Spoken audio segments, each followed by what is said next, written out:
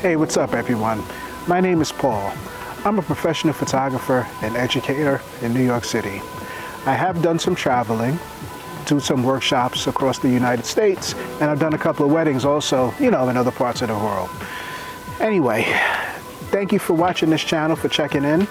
And the reason that I started this is because, like I said, I'm an educator, and the biggest way that I actually learned photography was right on YouTube. I got it all from here, watching the videos that a lot of these educators and content creators make, and I just picked up step by step, watching little things, and before I know it, here I am today, now giving the advice to people. I want this channel to resonate to new photographers who are just kind of starting, who just bought their cameras, because that's the question I get a lot. A lot of people buy cameras, they want to know how to use them, what's the best camera to get, things like that. I also want to resonate with guys who actually have a business like me, who are doing photography, actually doing jobs, new ways to shoot, gear to buy. I mean, we all got to talk about that stuff. That's all. If you're a photographer, you know gear is important. So hope to do some gear reviews, talk about gear that I have and why you should have it, why you shouldn't buy it or whatever. So the channel's going to be basically photography and education. The thing I want to talk about today is for the guys who got their new cameras. And I'm going to talk about that in 1 second. I had to come back inside, guys. It was a little too windy outside. New York City also gets a little cold in October, so I'm back inside where you guys could probably hear me a little bit clearer and it's warm. Anyway, I'm gonna paint a scenario.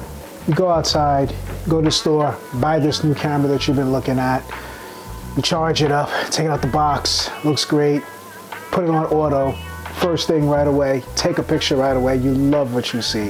Hey, that's all good. Sharp, colors are vibrant, and you feel like you made it, you got this camera last your lifetime. You go out, you're taking these pictures, you go for months, who knows how long, you're going everywhere, you're doing stuff, it might even have a little pop-up flash, so when you with friends and family and they say, oh, take a picture of me, they pop it up, you hit that pop-up flash and you get something that, looks much better than anything a cell phone could have created or the last camera you had. But then after a while, if you're doing that over some time, you start to look and maybe it just doesn't pop in your mind like it used to. And so the first thing you think, well, maybe I need to upgrade my camera. I need to go look for something or look for a new lens or something. And you end up spending money. Well, if you're doing that, you're starting to lose because chances are you have not figured out everything that camera does. A lot of people take the camera, they put it in auto, and they start taking pictures. Those pictures are great. If you're paying $700 for a camera, you're gonna get decent looking pictures right out the box. However, that camera does a whole lot more. And this video, I'm gonna teach what that camera can do. If you have an SLR, a DSLR, a phone, a lot of the phones. I can't speak for all the phones. I'm not too phone savvy, believe it or not, but mirrorless cameras, DSLRs, SLRs, they all have the same concept of how to take a picture, and that's what I kind of want to show you. So what you're going to see is me using my camera, and I've recorded my screen, and every time I change a setting, you're going to see something different in the picture that you're looking at.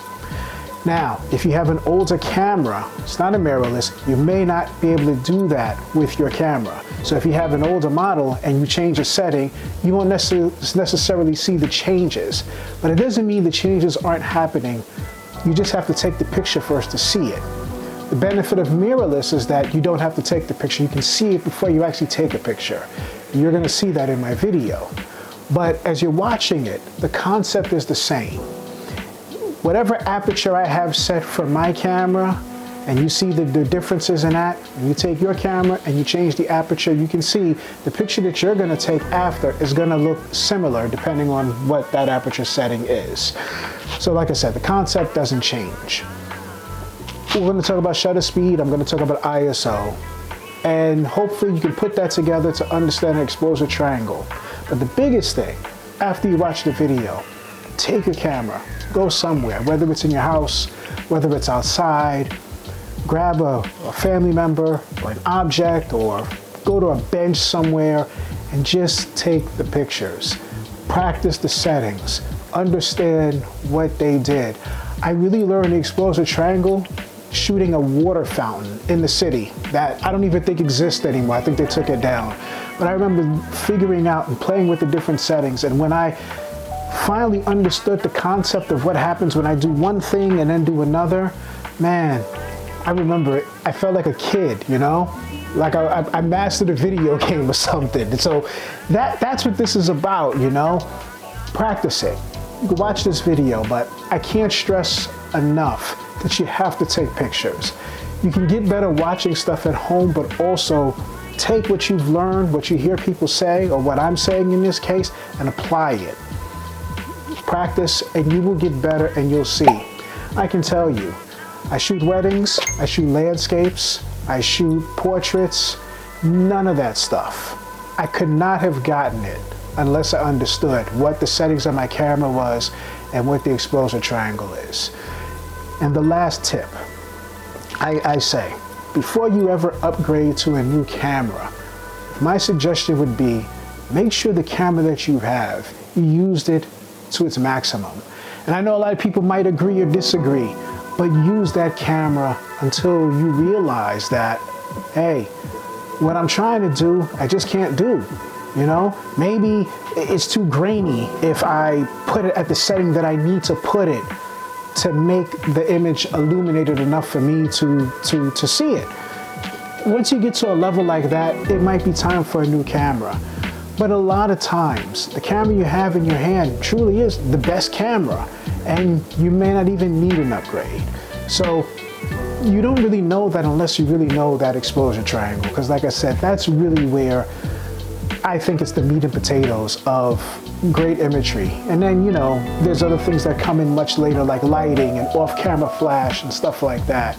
And all that, just so you know, I'll have videos on that too. Anyway, thank you for watching. More stuff is gonna come out. You guys have a great day. And hey, I'll see you soon, all right? Take care, peace. So what you're looking at here, I want you to focus on is the F. The F represents the aperture of the camera and the lens. That represents the width that the lens opens up. So at an f/16, that is a very narrow aperture. That means that when you press the shutter button, not a lot of light is coming into the sensor. It's a very narrow aperture. So as you see, as I'm lowering the F number, the image is becoming brighter. That's because more light is coming into the sensor of your camera. So more light makes a brighter image that's being recorded. So at f/8, which is this lens particular maximum aperture, that's the widest. As I start to close down, the number, as you see, the image gets a little darker. And as you can see, as I'm going into f/4, it gets even darker than it was at f/8 and even f/3.5. The other thing that aperture controls, because it controls two things, it controls how much light comes into the camera with the width, the opening of the lens, but it also controls the depth of field. So the more light that comes into the sensor, the less depth of field you have. If you look in the background, you see that fan in the background? As I'm lowering the aperture, it's becoming more clear. You can see what it is more, because as I let less light into the sensor, you get a more clear image that you can see. So that is the concept of aperture. It controls two different things. It controls the opening of the lens, the width, how much light comes in based on its wideness, and also controls the depth of field. And again, the lower that f-stop is, you'll also get a more clearer image. Now I know that's kind of confusing, but just keep that in mind. Again, as you see, I'm playing with the numbers f9, f10. The image is getting darker, but that fan, what's behind what's in focus, is becoming more clear. That's aperture in its short form. The next thing I'm going to talk about is the ISO. ISO, like aperture, controls two things. The first thing that it controls is the camera's sensitivity to light.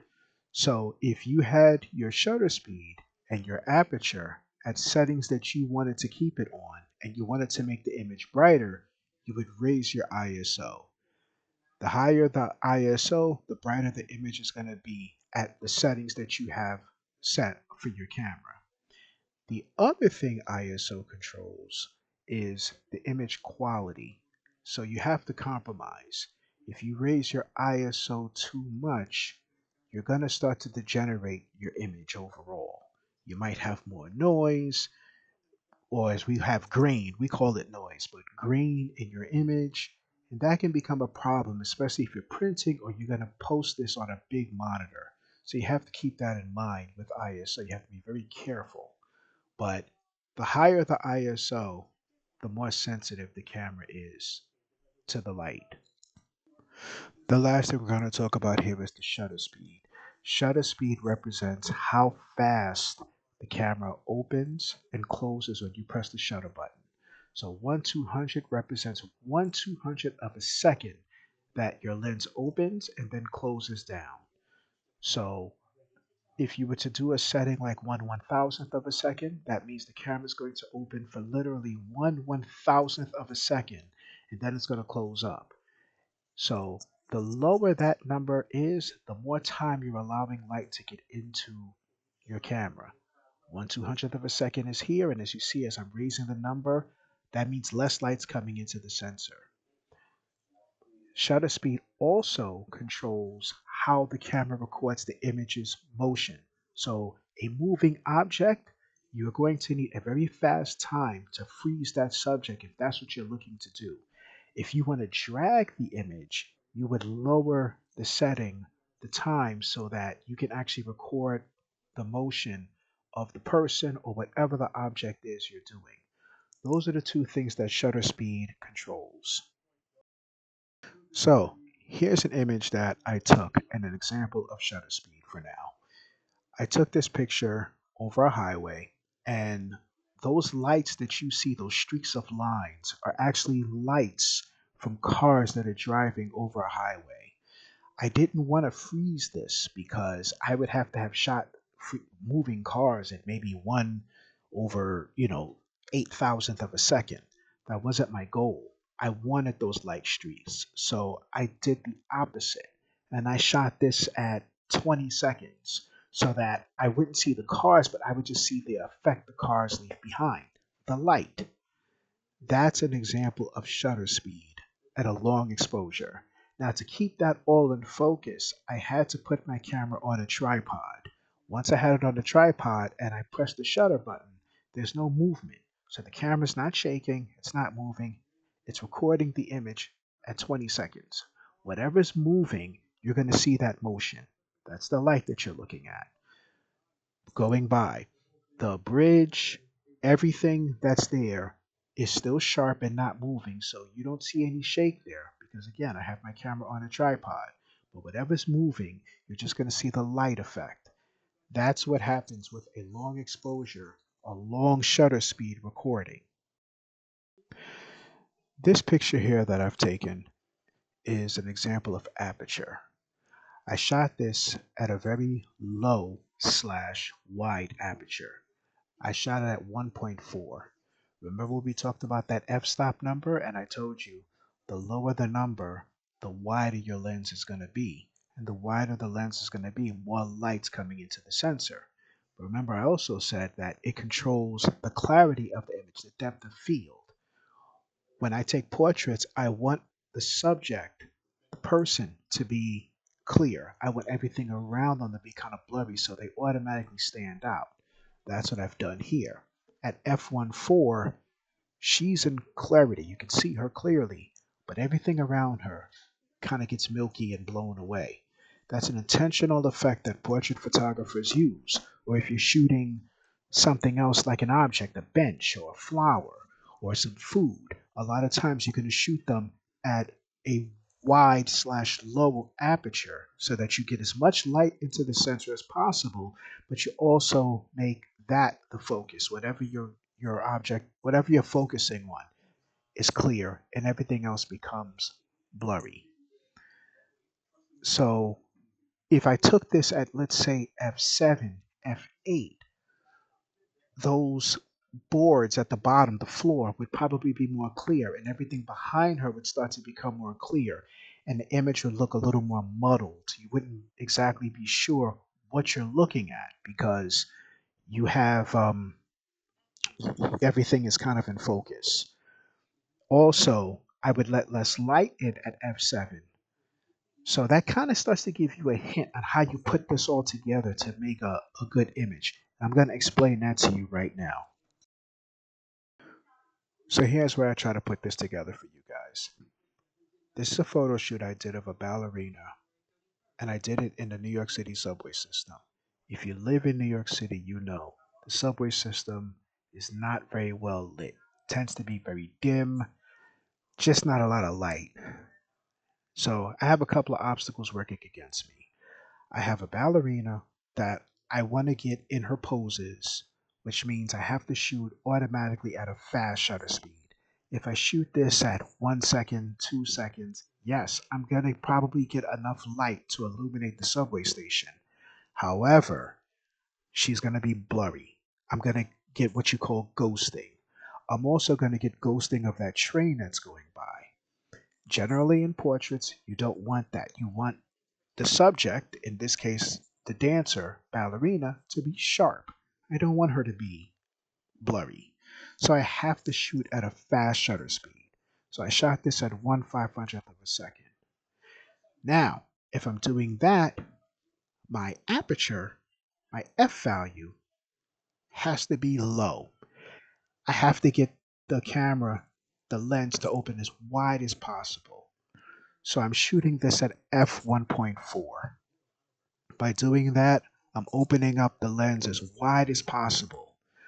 It's still a short amount of time, 500th of a second, but at f1.4, I'm allowing as much light as possible to get in that short time. So now with those two things together, I can get some light, but I'm still going to be kind of dark because I'm in a New York City subway, and like I said, it's dimly lit.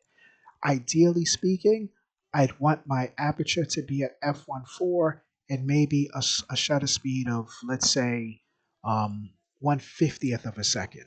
And I might get enough light here. The only way I'm going to do that now is at that 1/500th of a second, I have to pump up my ISO. So I pump my ISO up to 1600, and now I'm able to get what you see here.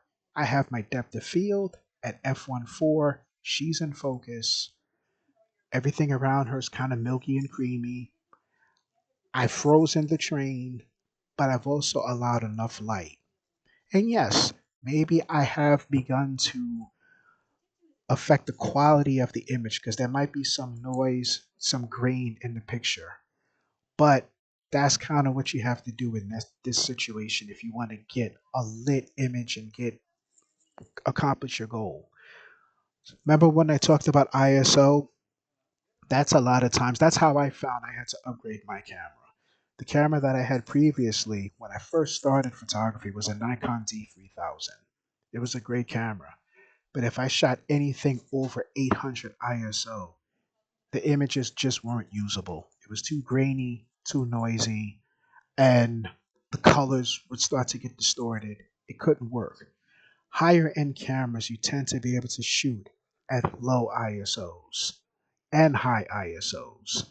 So you can shoot a picture at even the 3200 ISO and it doesn't look that bad. It looks pretty good. It keeps the quality high. So that's kind of how this goes. I hope I didn't go too long with this video, but that's your exposure triangle. What I would say is play with these figures, watch this video, play with the numbers, and see the results for yourself with your camera. No matter what lens you have, you may not have a lens that can go as wide as f1.4, but the concept is still the same, whether it's f3.5 or f2.8 or whatever. Go out with your cameras, play with these settings,